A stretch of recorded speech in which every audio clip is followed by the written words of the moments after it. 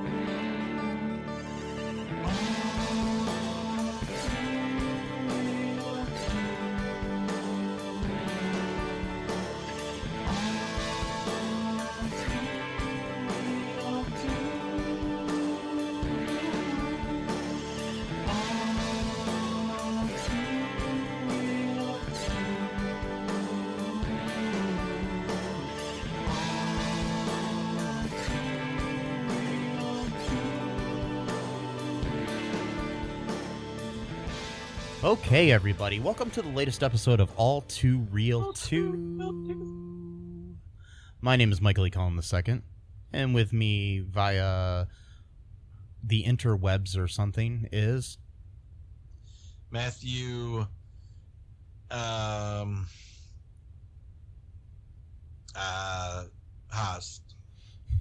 Did you forget your last name? I was gonna change it again, but I forgot what to change it to. So. Oh, okay. That's not. Just gonna keep it. Just keep it as Matthew Haas. For now. Okay. If you decide to change it any time during the podcast, let me know. I probably will. So. Okay. So today on our show, we're revisiting one of our favorite movies from the 90s. The 1998 teen comedy Can't Hardly Wait, which is a film that was directed by Deborah Kaplan and Henry Elfont, who also both wrote the script.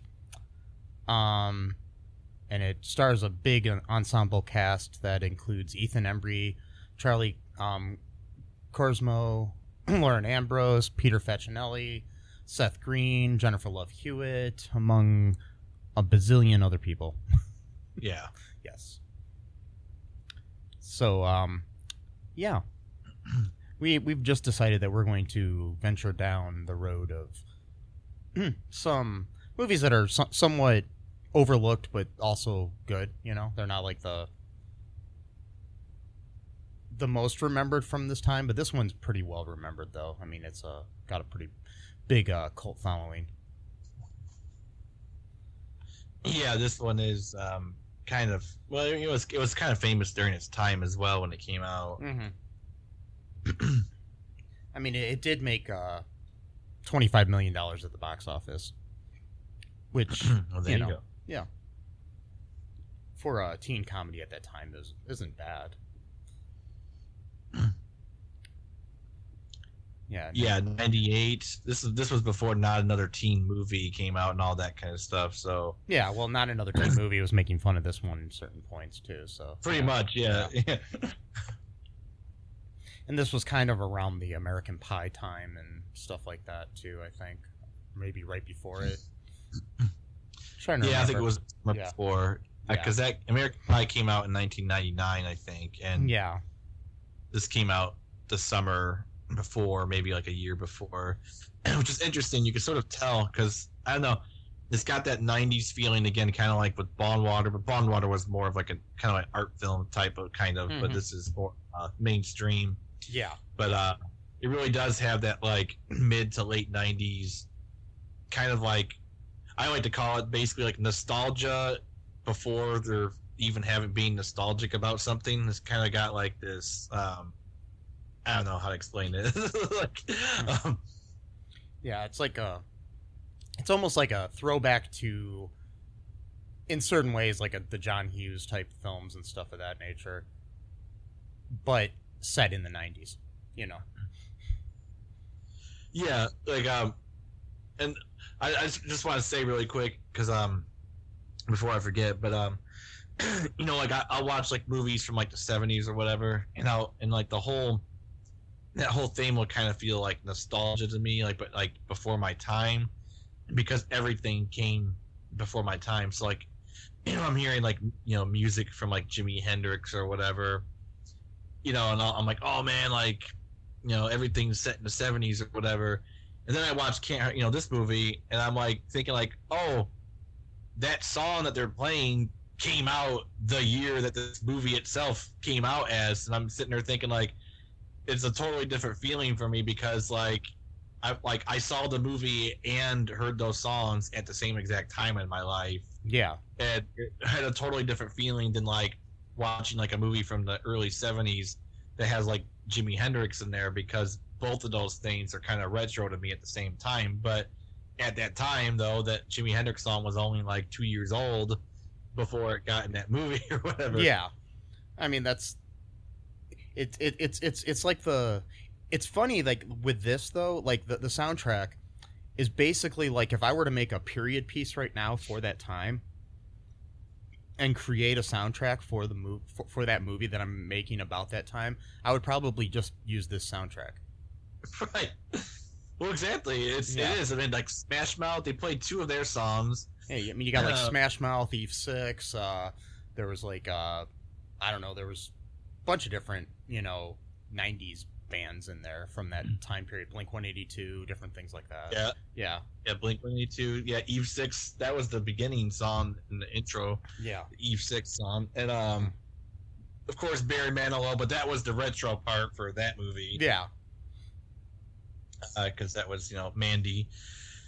Okay, yeah. Anyway, I just want to throw that out. Oh, also too, before I forget, because I must be doing like these weird like Inception like things to myself without knowing about it, because like I was watching, you know, DC Stargirl, and then that gave me the idea to watch Bondwater, probably because they both have Luke Wilson, but also watching Bondwater gave me the idea to pick this one, because at the very end of the movie, both movies have a UFO floating above 2 people at the very end. I don't know if that was a 90s thing too or what, but yeah, and thought that was interesting. Don't worry, it's not a plot spoiler. It's got nothing to do with the movie. But plus, Peter Facinelli was on Supergirl, so there you go. Wait, he was? Yeah, like the first season or something. Oh yeah. The like the really wealthy dude, right? Yeah, he was like Lord or something was his last name, I think. I'm trying to remember. Yeah. Plus, he was also in The Big Kahuna. It's a really good movie. Oh yeah, that's an awesome movie. Regardless of the fact that Kevin Spacey's in it. Well, yeah, he's a piece of shit, but whatever. Yeah, Kevin Spacey is a piece of shit. Yes. Yep. But that was a good movie. It's a great movie. Danny DeVito's in it. The other guy is Peter Facinelli. There we go. Yes, him. The guy we just mentioned. He's in a bunch of stuff. Yep. Yes.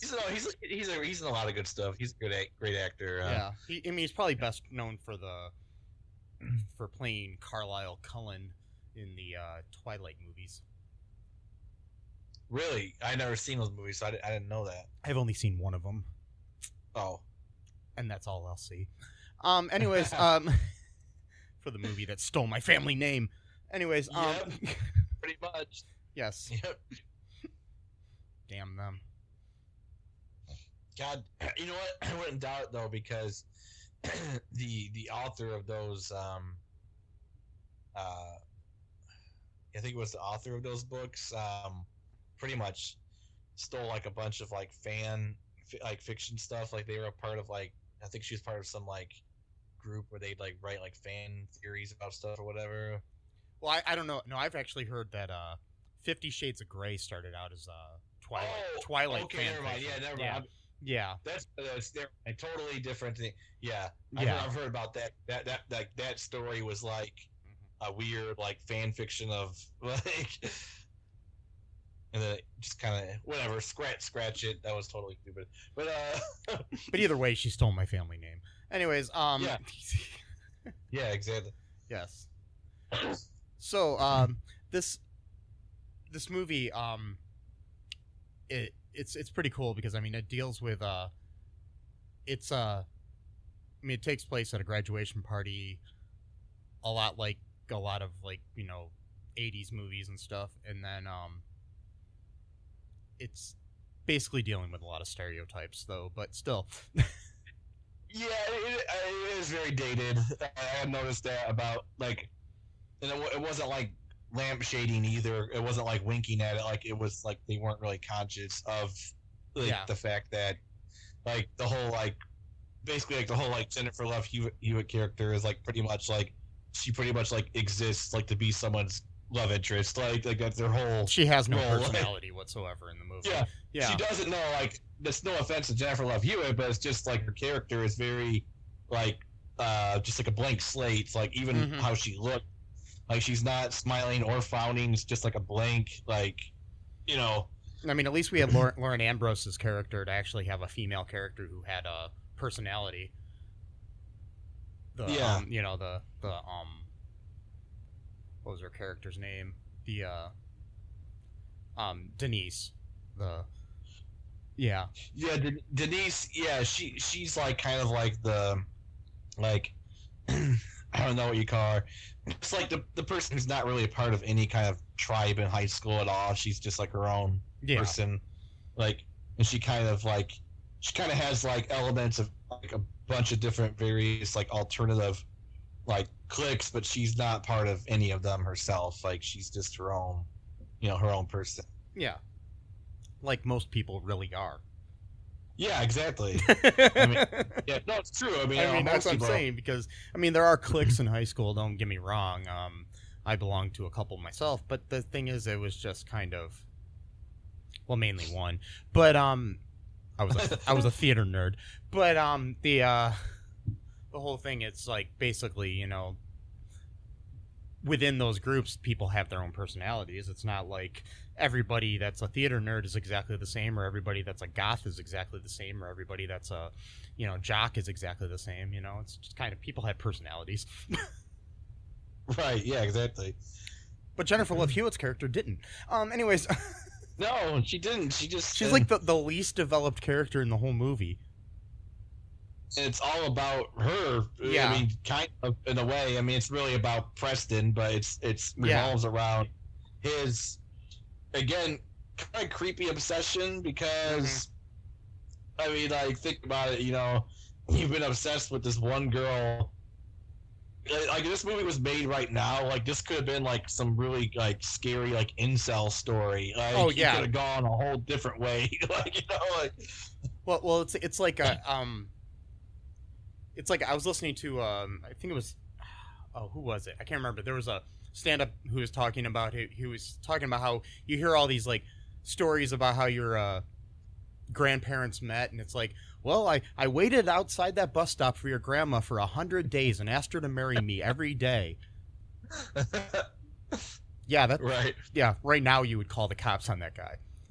But exactly. But people look back on that as a romantic story, but it's like, yeah, you basically willed your grandmother into submission to. It's scary when you think about. Well, most of us have probably been. Well, most of us have literally would not have been here without rape or incest or. I mean, it's fucking scary. Really. I know. And you wonder why the world's so messed up. Well, this is like all the sins of the past are upon us, and like Yeah, that's true. I mean, hate to get all bleak there, but it's very true. I mean, but there are a lot. I do hear a lot of those stories. It's like, I worked with your grandmother, and every day I would buy her a Hershey's Kiss, and then You know, she kept saying, no, I don't like you. And then one day she just kind of gave in and said, yeah, let's get married. Yeah. And then you're like, yeah, that's kind of creepy. Grandpa, thanks. It kind of reminds me of this joke that Jon Stewart, you know, from The Daily Show once said, where he was talking about like how like, you know, like his grandfather never really, you know, spoke that much or whatever. So like whenever, you know, they'd be like having like family dinners or whatever, and he wanted to say something, like, you know, everyone would like get really quiet, you know, because, you know, they think he's gonna like, you know, tell some profound story or whatever. He'd just be like, you know, the Chinese are really sneaky. He's like, oh God, like no. It's like, okay. Oh, no. Grandpa, you're so cute. Wait, no. It's like, yeah, it's like, okay, let's go back to, you know, yeah.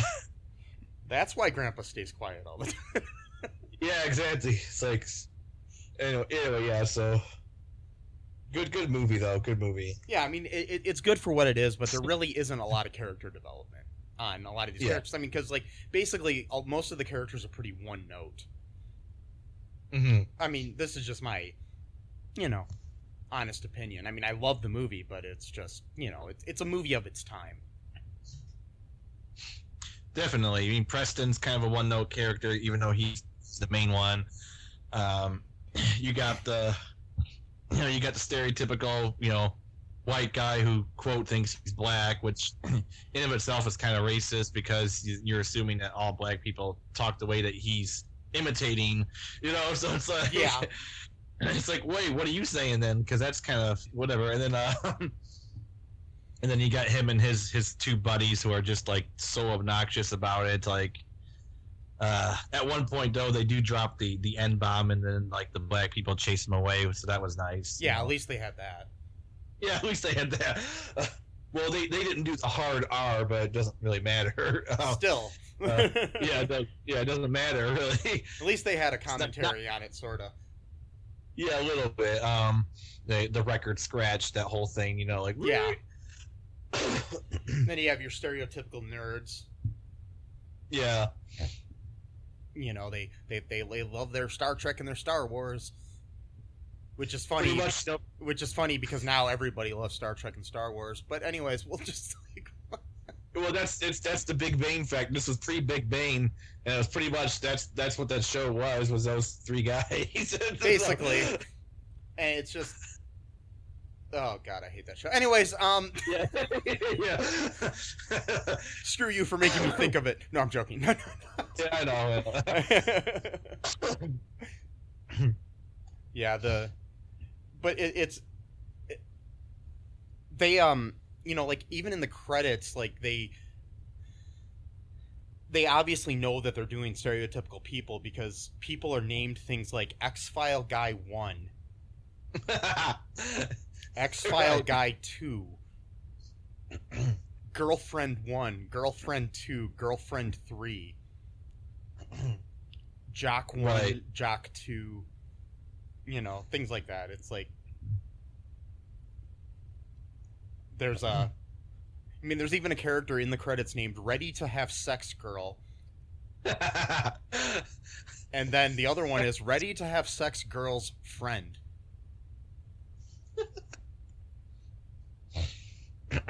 No, that's kind of cool. A little bit self-awareness. Yeah. I didn't catch that. I mean, I did catch the X-Files thing, but I thought that was because that's like what they mainly were talking about was the X-Files. Yeah, were. It's just funny. I'm just reading the credits here right now on Wikipedia, and it's just that's what they are. It's like. Yeah, good old X-Files. I missed that show. That was really popular during that time. Yeah. That was right before it went off the air. I mean, like a couple years or so before it did. Yep. I mean, there was even the line at one point where the two nerdy guys say to Charlie Carson's William, his character, that you know, you kind of look like David Duchovny in this light. Yeah, he just kind of like he feels so like heartwarmed by that. This comment. Yeah. He's like, oh. Yeah, that's a good character. That's a good character, though. He's kind of a one-note character, but he's a little bit more in depth a little bit, though. He at least has some development in there because he, even though it's kind of giving you the message that to be cool you got to drink. Exactly. Yeah, the more I think of this movie, Matt, I mean, I love it, but I'm just saying. Oh, that's what we do. We're picking it apart, but that's what we do. I mean, we're not driving. I mean, anyone could just read Wikipedia and read a description. That's, Yeah. Here we get the colorful commentary from Mike and Matt. So. Yes. Who are they again? I don't know. Some guys. Oh, okay. When do they start speaking? They start speaking when the group of Italian businessmen offered to sell them half an emerald mine. Oh, sorry, that's a different podcast. Oh, okay. Behind the Bastards, yo. Sorry. Anyways, I was listening to. Yeah. Now, I want to make sure that was from Behind the Bastards. I don't want to take credit for that. Robert Evans, you're our hero. Yeah, good stuff. Wait. No, so yeah, I mean, basically, I mean, I don't think we have to, like, go through the plot of this movie because it's kind of like we do normally, because if you've seen the movie, you kind of do, but you already know it. We can just take about 30 seconds. Basically, Preston, he was late for school one day, and then that was the day that she came to school for the first time. She, like, transferred from, like, a different school or whatever. And he thinks it's like a sign from God or whatever because he was never late to school before or after, and they were both eating the same Pop-Tart, the same flavor, and somehow he thought that meant like they were fated to be together, and it never happened because... Which was like, I think, a strawberry frosted Pop-Tart, which is like probably the most popular flavor. Exactly. It'd be one thing if it was like the really shitty, like, cinnamon or something like some weird one. Yeah, but brown sugar kind, like the worst possible kind. Well, like, even those sell well. The people like those for some reason. I don't, but I mean, I only like strawberry and chocolate. But yeah, but I mean, like it would be like if they got one of these, like, weird limited edition flavors or something. But no, they were both eating probably the most popular Pop-Tart in the world. Right. Yeah. Strawberry frosted. Yeah. Both. Both frosted and strawberry. And then the teacher, asks if anyone would like to volunteer, to basically, like, give her, like, a tour of the school. And he was gonna raise his hand, but then Mike Dexter, like the big jock, he gets to it first. So there you go. It's the whole plot of, the jocks always get the girls before the nerds, type of thing. And yeah, and they dated for all high school, but then he broke up with her right before graduation because he wants to be single while he's in college, so he can sleep with any woman that he wants to, basically. And then Preston's idea is that he's gonna hand deliver a fucking letter that he's been revising since freshman year in high school, which again is really creepy. Hopes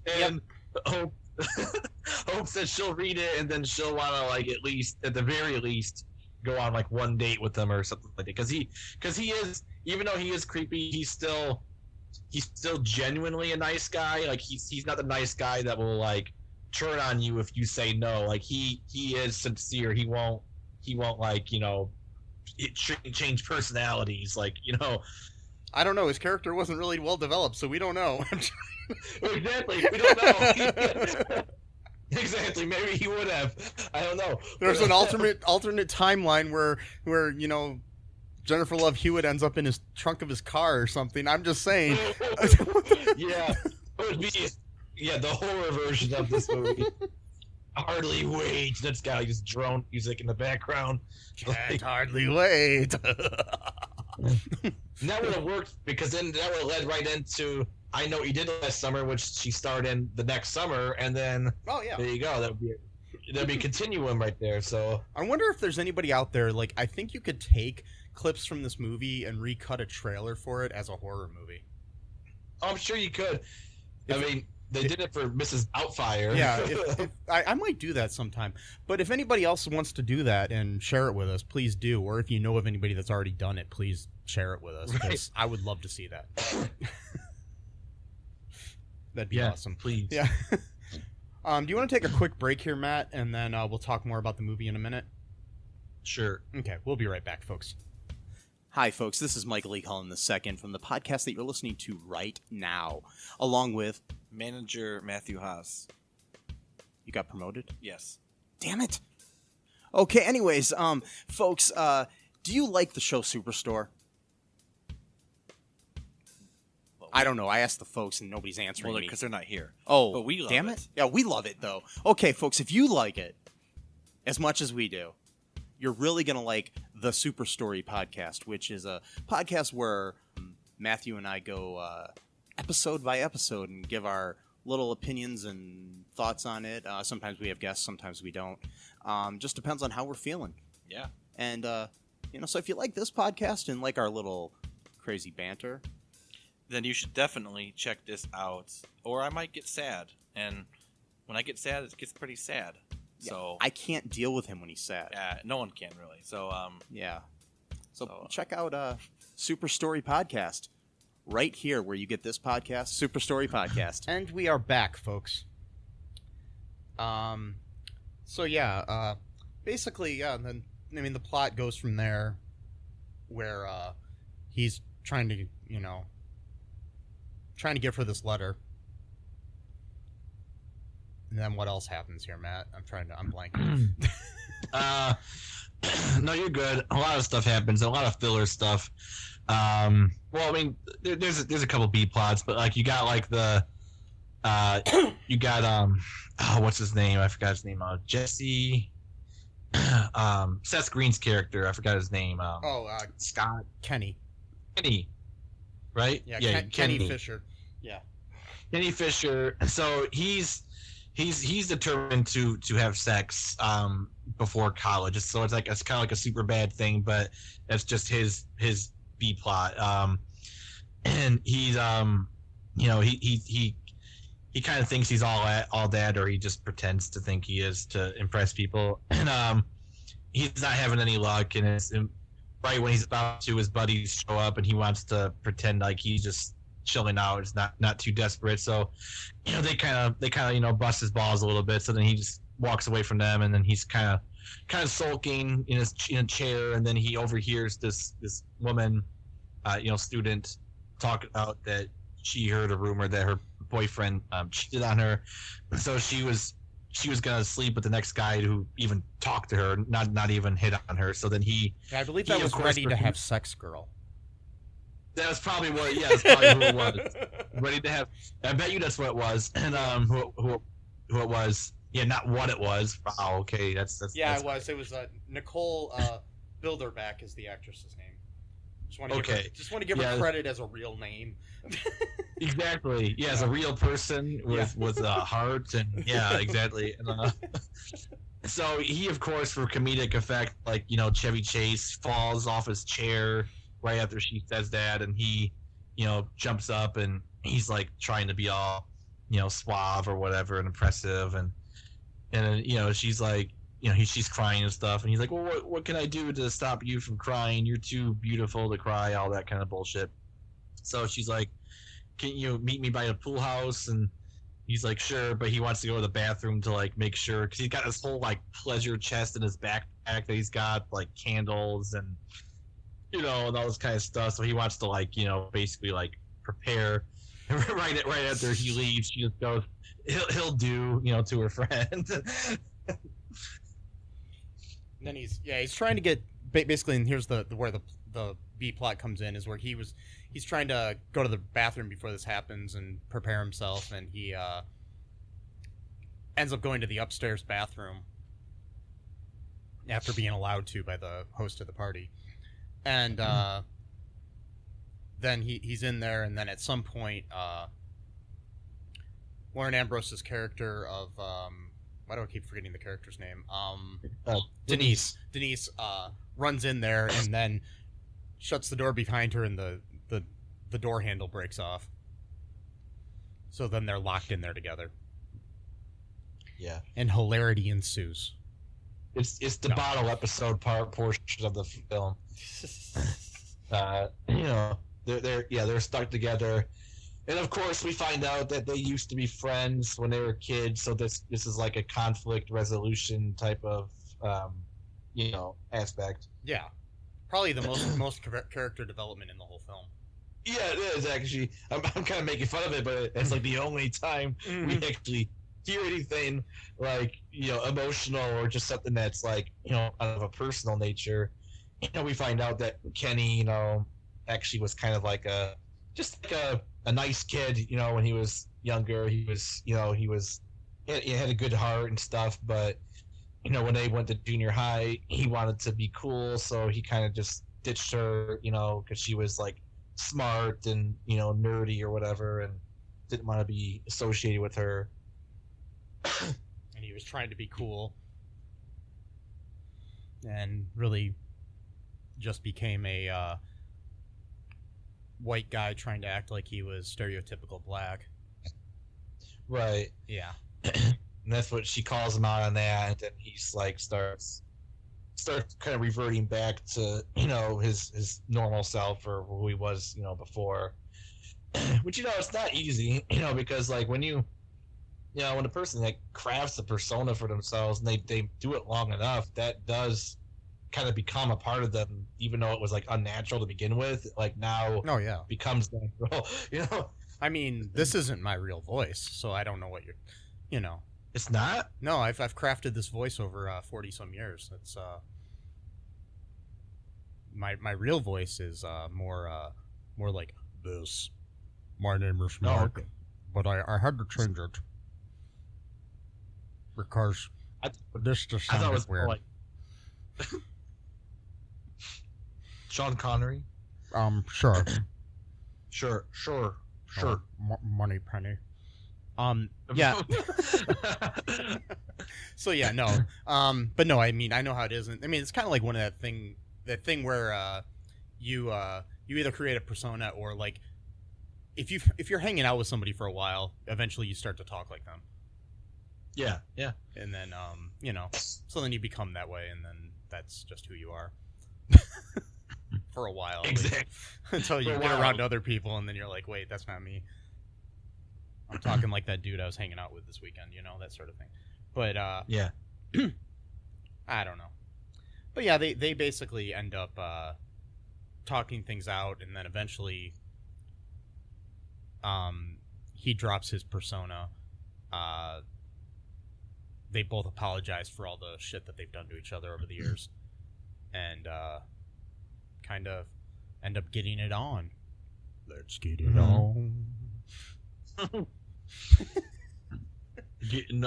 Yeah, very very awkward. Which again, though, is is sincere. It's realistic. It was very realistic. It was it looked like oh, there's actually is some kind of character development in this movie. Then it ends, and then they go back to William or whoever is getting drunk, and he at one point William becomes kind of like the life of the party, because he is like a free spirit now because of all the alcohol he's drunk. And so the band that was going to be there, by the way, the band was hilarious. That's another C plot or whatever. They never break play. Up. Yeah, they break up before they even play because of creative differences. Yeah, you have Donald Faison and Breckin Meyer are in that band. Yeah. Breckin Meyer, who is married to one of the screenwriter and co-directors of this film. Awesome. Yeah. And also a 90s actor from that era. You saw him in a lot of stuff during that time. Rat Race, well, that was kind of later, but yeah. And both Breckin Meyer and Donald Faison were in Clueless. Yep. Yeah. And as was no, never mind. I thought the woman from Mom was in Clueless, but I don't think she was. No. Okay. And she's not in this either.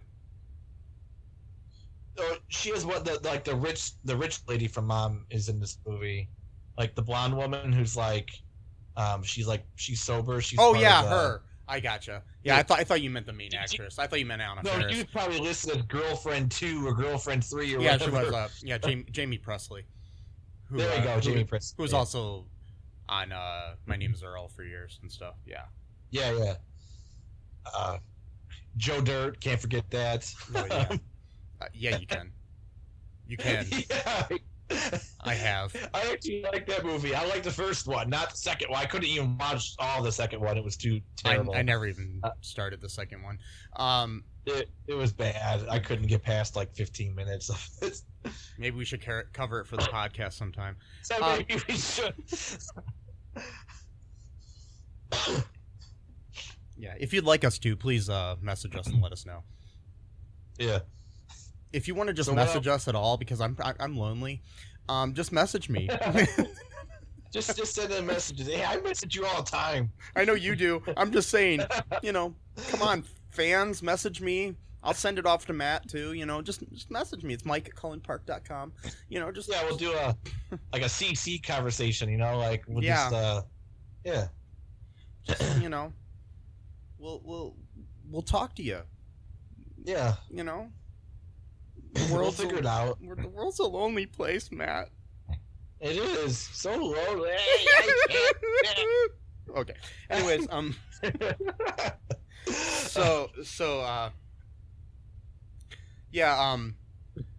William at one point gets up on the stage then, and he starts singing Welcome to the Jungle.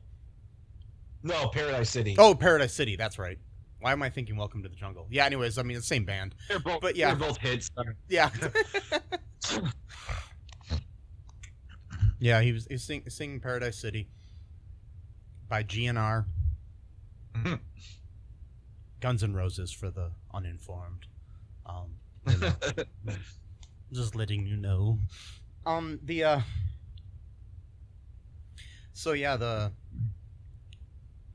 So that's basically what happens there. And then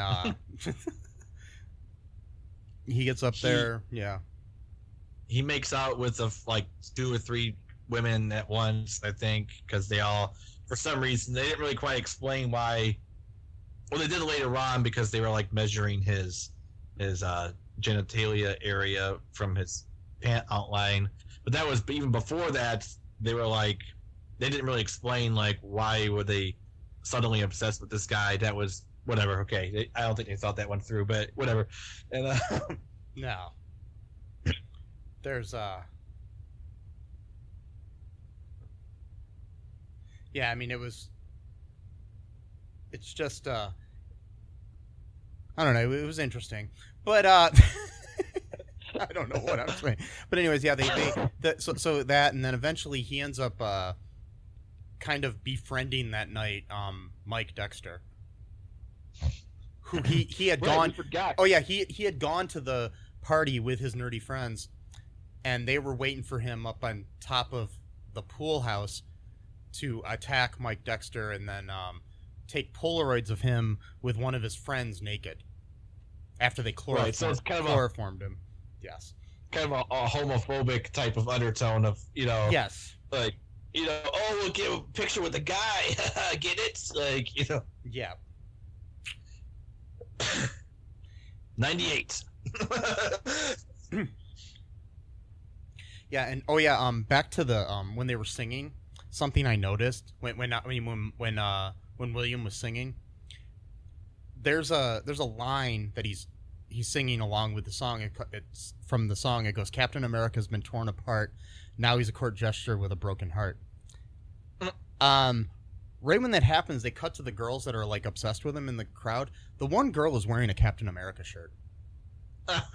Wow. It's a shirt with the shield on it. Oh, okay. I don't know if that was intentional, but I just noticed it, and I thought it was interesting. Probably, it could have been, or it could have not been either. Yeah. It depends. Just a coincidence, and it might not even be a Captain America's shield, but it looks just like the shield. It's the star with the circles around it and everything. Yeah. So only a nerd like me would notice that. But so yeah, yeah. But anyways, it ends up being that William and Mike both get chloroformed by the guys. And the Polaroid's taken of them, and then they realize, wait, that's our friend. Right. This is after the party's been broken up by cops. Yeah, of course, the obligatory cop scene, you know. Because every party that you have in high school gets broken up by cops. Yeah. Exactly. They're like, we got to break up all these house parties. We got a long night ahead of us. Every party. Every party. It's a lot of parties. It's a lot. Yep. Good times, man. I mean, I remember all those parties I went to in high school.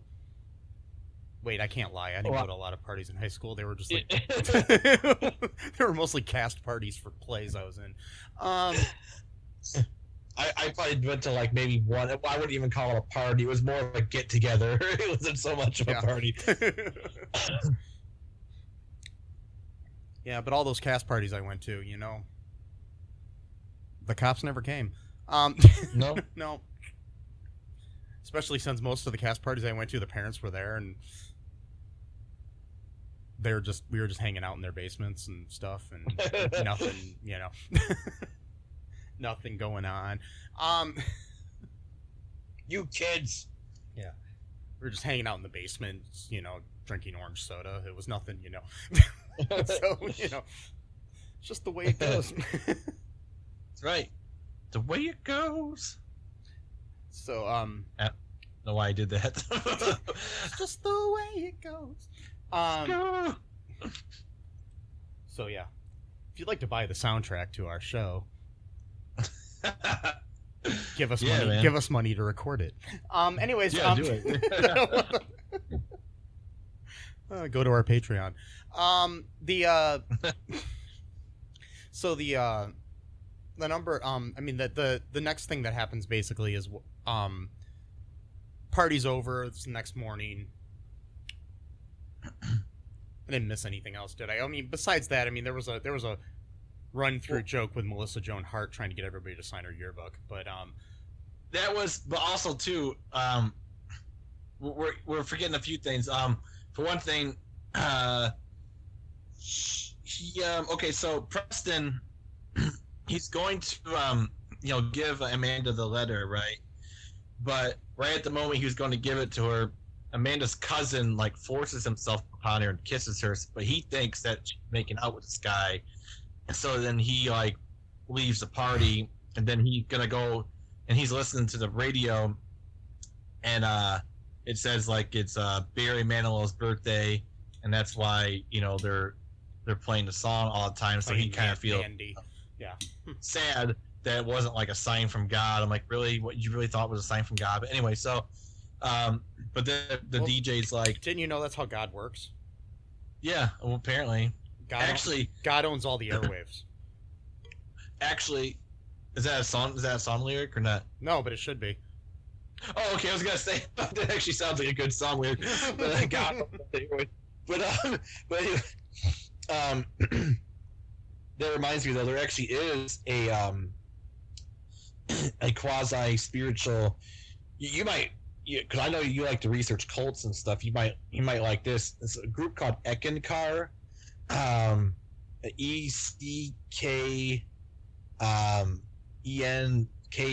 or something like that. I forgot how to spell it. And it was like popular in the 70s or whatever and stuff. They're not really big now, but like one of their things was like told like its members to kind of like basically to kind of see every type of coincidence as though it was like some like metaphysical sign. So like if you heard like the same song on the radio 2 days in a row that like meant something, like or like the moment you turn on the radio and that particular song lyric, like all this kind of stuff like that. So like, that's kind of what he was doing. He was basically practicing this. I'm like getting too obscure here in this podcast. It's okay, Matt. It's all right.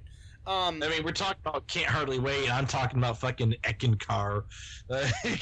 It's a natural progression. But anyway, it is for me. Anytime you talk about a 90s movie, you end up talking about a random cult. because like yeah. Every time I talk about Clerks, somehow I end up talking about the Source family. I mean, it's just this weird thing. Right. As one does. Yeah. Wait. What? What? I really need to buy the emerald mine, though. I got to get rich so I can just study holes. So, the whole, I don't know, like, basically, though, he has this letter, obviously. He ends up throwing it away after he sees her being molested by her cousin in a teen comedy. Through marriage. Still. I know. That's what he said. Oh, God, you're not going to tell my parents about this, are you? Like, well, yeah, maybe. Yeah, so then he ends up throwing the letter away in the trash out front. There was that Melissa Joan Hart's character's yearbook got thrown away, so she went out into the trash to look for the yearbook. Ends up turning on fate by doing this. The letter falls out of the trash. Somebody has gum on their shoe and it sticks to that, and then it gets stuck to a beer keg, and then eventually it lands into a snack bowl in front of Amanda, Jennifer Love Hewitt's character, like it does, like it does. Yep. And the soundtrack to that too, they're playing Smash Mouth, "Walking on the Sun," or not walking. Yeah, is that what that's called? "Walking on the Sun"? Maybe, I don't remember. I don't remember that part.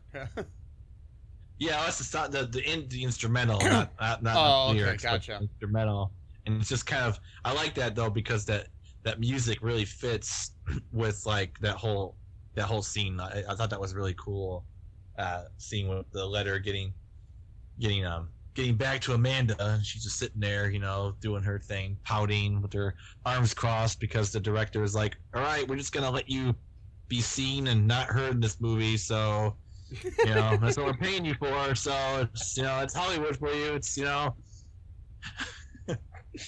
and we're gonna put you as the main character on the poster. Yeah, exactly. So so eventually she finds that letter and then is going to look for Preston and asks around everybody if they know who Preston is. Talks to a couple of stoned guys. A young Jason Segel before Freaks and Geeks, and before, Yeah, maybe right around the same time as Freaks and Geeks, because that was right around there. Yeah. Yeah. And it's also after SLC Punk, I think, or right before it, right around the same time. Anyways. Yeah. Yeah, and they're basically talking about, that he's a guy with hair who's kind of tall, who sometimes wears t-shirts. I love that scene. It's like, he's like, he's kind of tall, like, and she's like, all right, so he's kind of tall, he's sort of tall, he's like, kind of. Like he has to correct her. Like, no, not sort of, he's kind of tall. Come on, you gotta understand if you want these pothead conversations. Yeah, so she goes looking for him, and then while she's looking for him, Mike tries to get back together with her after having a conversation with Jerry O'Connell in a cameo role.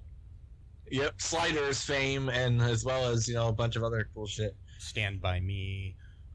Yeah. Scream 2? Yeah. Or was it Scream 3? No, I forgot which one. Was it Scream 3? He was in 2, I think. It was 2, okay, yeah. And then also, he was in Jerry Maguire, different things. Right. Married to Rebecca Romaine. Oh, okay. Yeah. Yep. That's cool. formerly Rebecca Romaine Stamos. Oh, that one. Yeah. So he he stole a girl from John Stamos. Not too many guys can say that. I like it when you mention when a guy is married to a famous woman, because usually it's the other way around. We're like, oh, she's married to, so and so, like that's her whole identity. You flip, see, man, like just like the Spider movie, like you're like a proto-feminist, man, and you flip it on its head, like no, he's married to Rebecca Romaine. Yeah, exactly. Yes. Who people know from the X-Men movies and Star Trek Discovery and The Librarians and other things. She's Librarians, yeah. Yes. I still gotta check that show out. I've never seen it. It's good. I need to finish it. Yeah. Anyways, so yeah, that was one of the other cameos though. That was Jerry O'Connell. He plays like this washed up, like. Football star or whatever, this popular guy who's a freshman in college. He did the same thing that Mike Dexter did. He broke up with his girlfriend because he wanted to be free or whatever, and he's basically like the cautionary tale of like, this is what happens, Yeah, because that's how it happens. Wait. Yep. That's the other thing too. So like if you don't have a girlfriend, then your life is just completely shit, which again, that's kind of like a stereotype, because then that kind of like, on the one hand, that kind of makes men like look like really sloppy, but like in a really weird, insidious way, it also kind of still puts women in like the role of caretaker, like, oh well, they'll fall apart without me, so I need to drop everything to take care of this guy or whatever. Like, interesting little tidbit though, Jerry O'Connell's younger than Peter Facinelli. Oh, really? Wow. It's like a year, but still. Well, they probably made him look like drunk and just kind of unkempt and they were all everybody was like in their 20s back then, anyways, playing teenagers. So right, exactly. Not a single teenager in this movie, I'm sure. So the only one that looked like it could have been a teenager was Jennifer Love Hewitt. I don't think she was either at that time. Probably not. She was. It was 98. Was that her first movie? No, she was in a. She has been acting since she was like a child, I think. Oh, okay. She was. Yeah, no, she started back in '89 on the TV series Kids Incorporated on Disney Channel. Okay. And then she was in, like Party of Five and. Yeah. Oh, okay. Yeah, she's done a lot. I mean, her first movie was Dance Workout with Barbie in 1992. Wow. And then she was in a movie called Munchie. Yeah. Then in 93 she was in Sister Act 2. She was in the movie House Arrest. We got to watch that for the podcast. Have you ever seen the movie House Arrest? Wait, she was in House Arrest. Wait. Yeah. Shoot. What is that movie about? That sounds familiar. What is that? It's a movie where basically these kids kidnap their parents. Yeah, I remember that movie. Yeah, and it takes place in Defiance, Ohio. I can imagine that town sucks.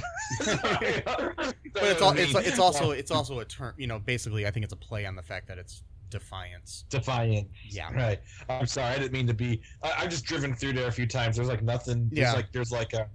There's some fast food restaurants and and I know what you did last summer was the same year as this movie though too. Anyways. Oh, okay. Yeah.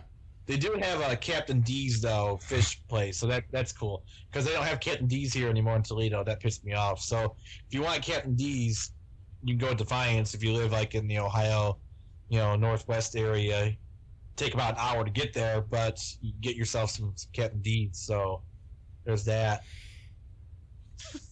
Sorry. Or you could just eat something else. Anyways, I'm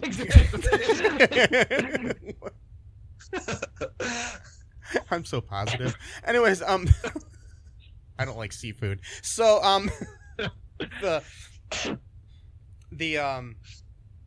anyways, back to the movie.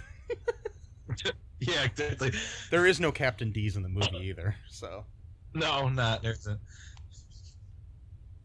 a restaurant, but it's kind of like a big boy knockoff called Johnny's or something like that. So, yeah, that's where they hang out at, the next morning. So, basically, anyways, that letter ends up getting to, yeah, wait, Peter Facinelli's character, Mike Dexter, tries to get back together with Julia, with Jennifer Love Hewitt. I almost said Julia Louis-Dreyfus. That's different. They're different people. Amanda. They're different people, yeah. Right? No. Yeah, they're very much different people. They both have like 3 names. But... yeah. Yeah, but Jennifer Love Hewitt's character, and he tries to get back together with her, and she basically just tells him off in front of everybody. And then, a very insensitive thing, which I had to rewind to make sure I heard, some random girl in the crowd yells out "fag." Yeah, everyone cheers and laughs at that. It's like, he's gay because he tried to get back with this girlfriend, and she said no, so that makes him gay. That's how it works. Huh? That's how it works. I didn't understand the logic of that. I mean, it's still a bad word no matter what, but I just don't even understand. Like, I don't get it. Like, Well, it's like I think it was Kumail Nanjiani was talking about, like, when he was in high school, he had like a backpack that was kind of pink, but so because he had this pinkish backpack, everybody called him gay. Okay. And his response was, "It's not pink, it's salmon." And somehow that made him more gay. In their eyes, because he knows the exact. Yeah, but that's just the way kids are. They just, they are. I mean, I had natural blonde highlights in my hair, and kids in grade school called me fogey, like old fogey, because they thought it was gray hair. And this is when I was in like the 7th grade or 6th grade or something, So it's just how kids are. I'm not bitter about that at all. Wow. It's okay. It's okay. It's fine. They called me old fogey, Matt. That's such a weird... I know. That's like what an old fogey would call someone fogey. Like, yeah, that's what they called me. They would just call me fogey. And I'd just be like, what the fuck? What the fuck are you talking? I had people that would tell me weird shit too. I don't even remember half of it anymore, but I'm like, where do you guys come up with this stuff? Like, I don't get it. But yeah, so they call him the F word, then they all laugh. But also too, we're forgetting when Preston he's gonna go try to call Barry Manilow from the radio station, because he wants to ask him what the meaning of Mandy is, because Denise told him it was about his dog. Yeah, and he has so he wants to make random encounter with an angel. Yeah, played by what's her name?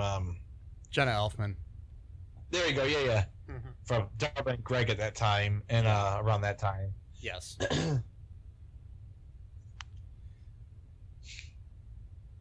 Who is only a couple years older than Peter Facinelli. I just had to point that out. I mean, it looked like it. Yeah. Yeah, she's a dancer. He calls her a stripper. She corrects in the sense that she's a dancer, and of course, again, it's late '90s, but I do notice this shit now as I watch older movies of like what character is centered and like whose needs are centered more than others type of thing. So like, that just could be just me just getting older and growing up a little bit. But like, so like, she had a really bad night at the club. I mean, like, 40 men were groping her, grabbing her butt, which again, just because you're at a strip club doesn't mean that you can just do whatever you want. There are rules, and they just decided that there weren't any rules, when it came to her. So she just wanted to go home, but her car broke down, and he's making the whole thing about himself, and then she says one little thing about that kind of upsets him, and then he becomes all sad and like, oh, you're right, I am a total loser, and then she then has to basically succor him, and it's like objectively she's got the worst night going on. Yeah, but I mean, in all fairness, the movie's about him. I'm not trying to downplay a woman's plight, because I honestly think that that's important. But what I'm saying is, maybe she's having her own little movie somewhere. Yeah, true. And this is just a side scene in her movie. Yeah, side scene, exactly. Yeah. I don't know. But anyways, she basically tells him, sets him straight about love and stuff like that, and tells him to go out and get Barry Manilow. And yeah. I love that part. You go call Barry Manilow and tell him how you feel. Yeah, because she had a crush on Scott Baio. Yeah, which is unfortunate for how he turned out to be. But yeah. Kevin Spacey, Scott Baio.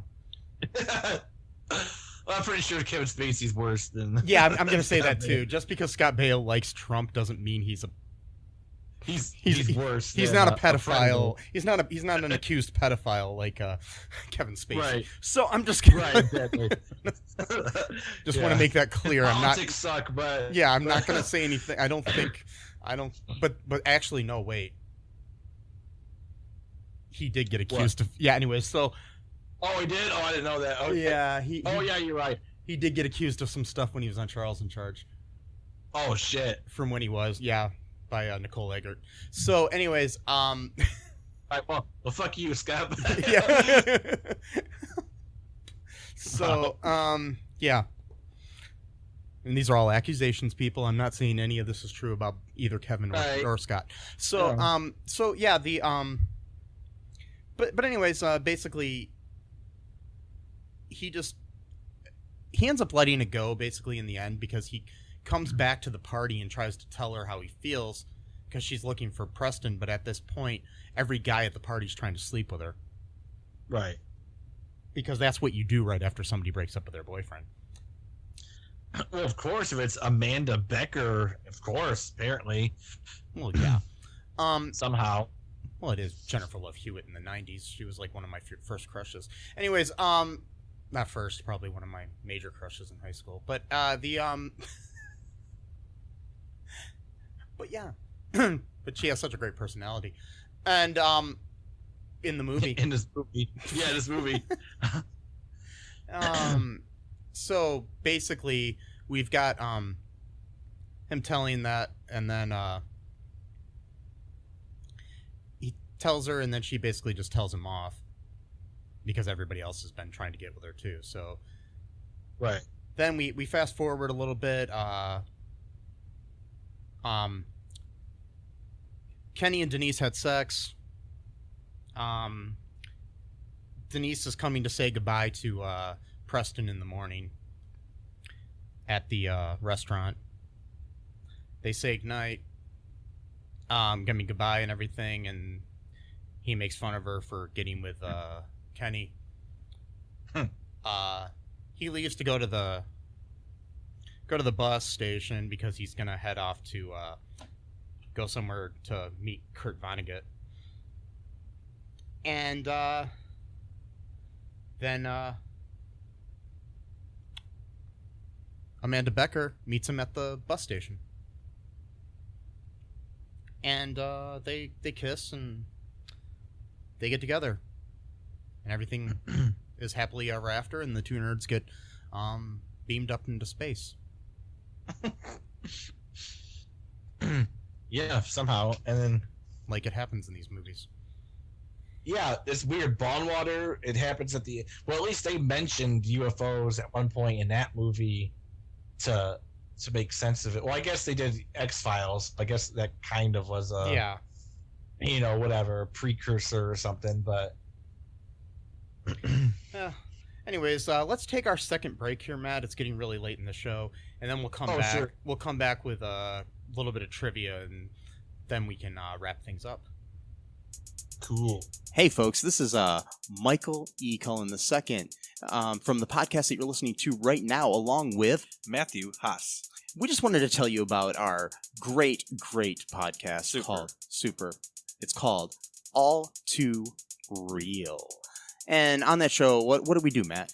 We watch biopics, and then we talk about whether or not the movie matched up with the real story or not. So it was a lot more exciting than that, though. Yeah, so we analyze the real story and the real story. Get it? Get it? Real. Yeah, they're spelled differently, folks. You can guess which one I said which way.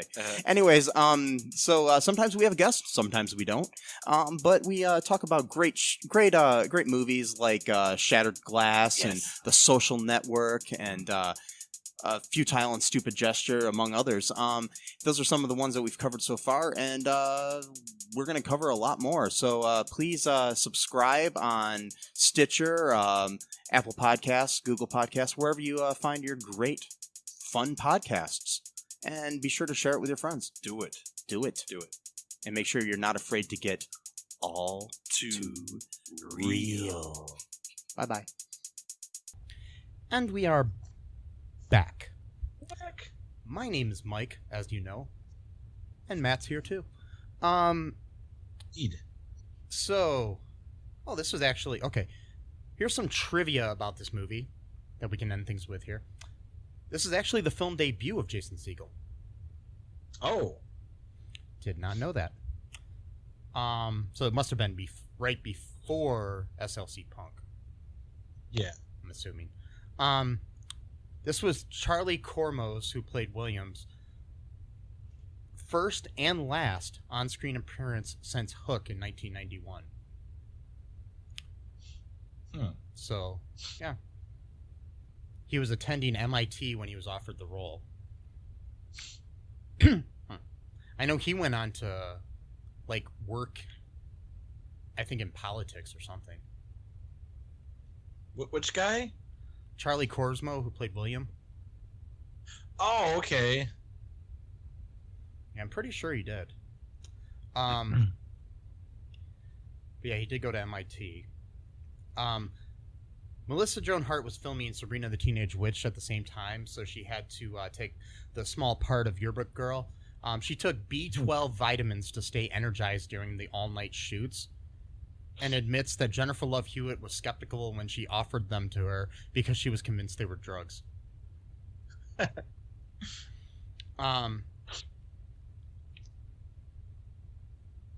Ethan Embry claims to barely remember filming this movie because he was so stoned the whole time.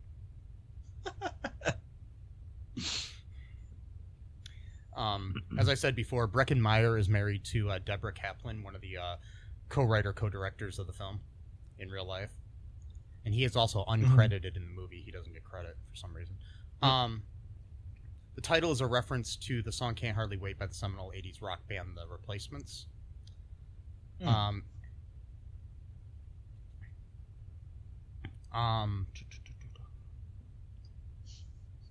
There's no songs from them in the movie, though.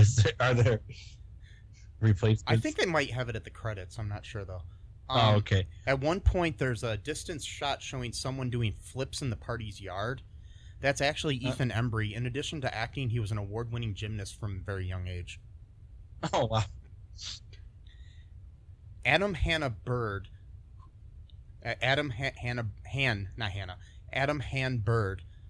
was originally cast as William, but after a couple of days of filming was let go and replaced by Charlie Korsmo. One shot of him is left in the film, but he is carrying a ladder and his face is not visible. This is the same actor. I saw that. What's that? I saw that guy. Oh, did you? Yeah. His guy carrying him. Yeah, his most famous role was Little Man Tate, that actor. But yeah, I guess it didn't work out, so they replaced him. The fraternity on Trip McNeely, that is Jerry O'Connell's character's polo shirt, is Delta Iota Kappa, which is Dick. Wow. Yeah. 4 of the cast members appeared on the television series 6 Feet Under. Lauren Ambrose, who was one of the main actors on it, Freddie Rodriguez, Peter Facinelli, and Eric Bellafor. Ethan Embry's character, Preston Myers, confesses to be a big fan of Kurt Vonnegut Jr. At the end of the movie, his yearbook quote is, "Beware of all enterprises that require new clothes," by Thoreau. And this is also featured in Vonnegut's book, Welcome to the Monkey House. Stoner guy talks to Watermelon guy about Velma from Scooby-Doo and says she was a hip lady. In the movie Dazed and Confused, the stoner Slater says the exact same thing about Martha Washington. Wow.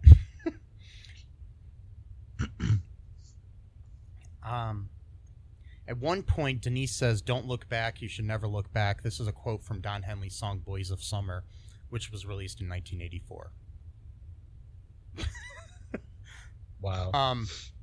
The film takes place on Wednesday, June 17th, 1998, which is Barry Manilow's 55th birthday.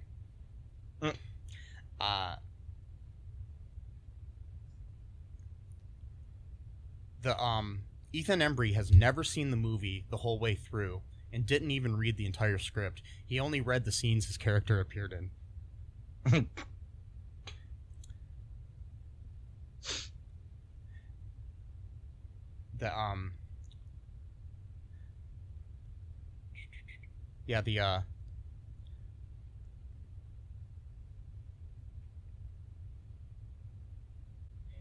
William Lichter was supposed to take a shot of tequila, but to maintain the PG-13 rating, they had to digitally replace the tequila glass with a lemon in post-production. Weird. I gotta rewatch that movie and see if I can notice that. Yeah, this is actually the film debut of a Melissa Joan Hart as well.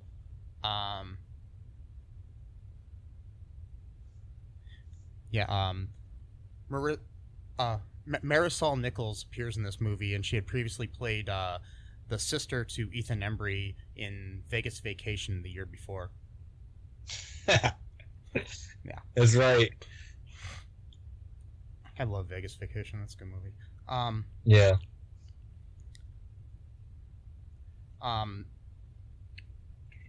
Stoner guy makes reference to Velma from Scooby-Doo being underappreciated and hot, and Watermelon guy agrees with him. Jason Segel was actually dating Linda Cardellini at the time, who would go on to play Velma in the Scooby-Doo movies.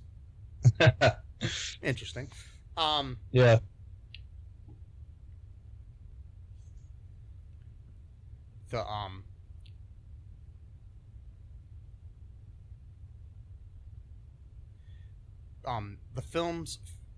The film features Blink-182's song "Damn It," and while watching this film, lead singer and bassist Mark Hoppus, or Hoppus, whatever it is, was also inspired to write the song "Going Away to College." Okay.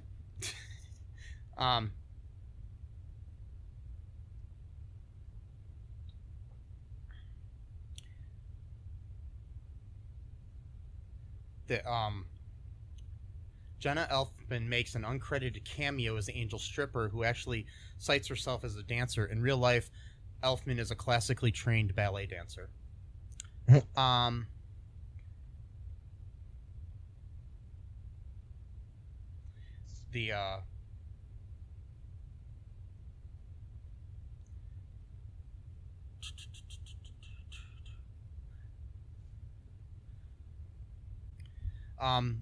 While filming the final scene of the party meant that there was a chaotic destruction of the house, the directors gave the go-ahead to completely trash the place.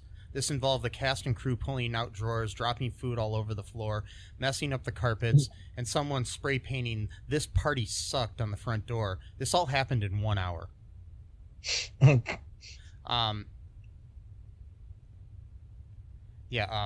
Jennifer Love Hewitt gave Ethan Embry a teddy bear full of breath mints for their climactic kissing scene. He says everyone on the set knew he spent most of the time smoking pot in his trailer, and she wasn't too keen on kissing Embry, who described himself as a skunk-scented chimney. He said he gladly used the breath mints as they alleviated his cotton mouth. Wow. That's hilarious.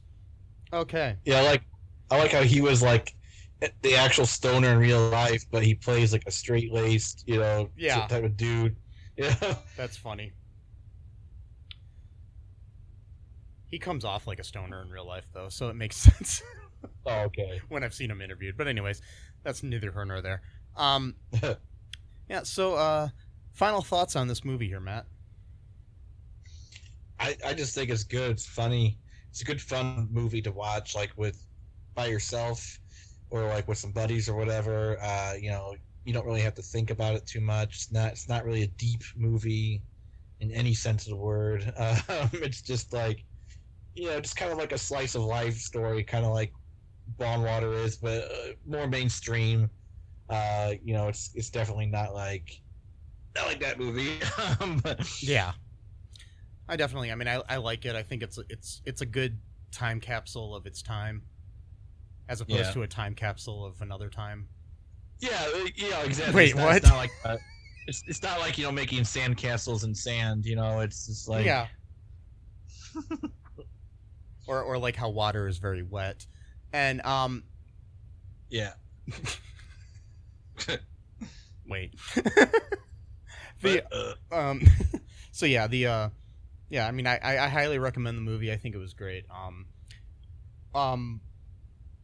One thing, before we go, I'm gonna put some links. I gotta find a couple, and I already have, but by the time you listen to this, ways that you can help out people right now. I'm gonna put them on a few of our recent episodes. People out because of COVID-19, and also ways that you could help out people that are currently protesting the inequality in this country right now, through Black Lives Matter and things of that nature, and ways to help people through like the Innocence Project and things of that nature, because there's a lot of shit going on in this world, and I think that any way I can help, I'll donate myself. But the thing is like, if you want to donate, please just check out the links and do so. If you don't trust us, research whatever we share yourself, and if you don't want like those, just help out, some kind of charity in any way you can, just because it's a good thing to do. Yeah. So, anything else before we go, Matt? Nope. Actually, maybe I'll play us out. Maybe is that good? That's good with me. Okay. So this is a tuning that my youngest niece did to my guitar when she broke in and she took my guitar, and she just started. She's only 3 years old, mind you, and this is what it sounds like. Got some interesting progressive rock type of King Crimson tuning here, and I've been trying to write a song with it, and it's definitely different. It's not for like mainstream ears, but hopefully not too grating on the ears. So you need to name it after your niece. I will. So I'll just give this a little whirl, and we'll see where it goes. All right.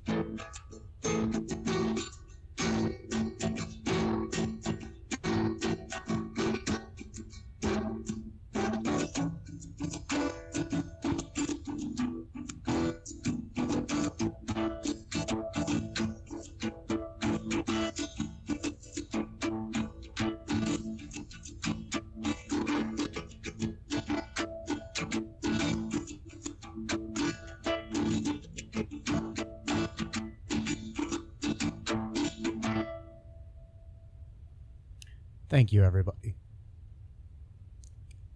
Talk to you later. Bye-bye. Bye. Thanks for listening to All Too Real 2 podcast, a Cullen Park production. Produced and edited by Michael E. Cullen II. Music by Matthew Hawes. Subscribe and share the show. Visit us at cullenpark.com.